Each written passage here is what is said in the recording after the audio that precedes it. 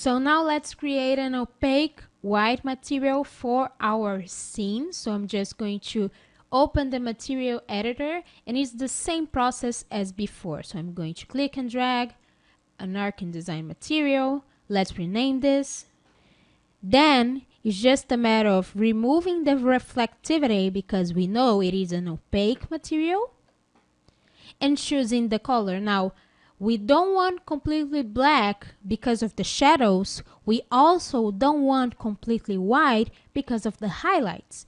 So let's choose a very clear tone, but try not to use completely white in order for the material to not look flat where there should be some highlights. Okay, so I'm just going to choose a very clear shade of gray, something like that. And there you go. It's just a matter of applying it. So we're going to select the plug outlets real quick and apply those. And then we can select the glasses from our frames, right click and hide them so we can get to the interior. And then we can apply the opaque white here as well.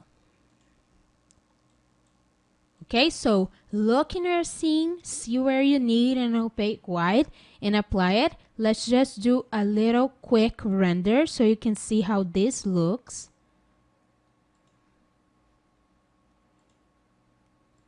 I'll edit the region and then render. As you can see, it looks pretty much as the base. We just want to exercise not using the base in our final render. So there you go.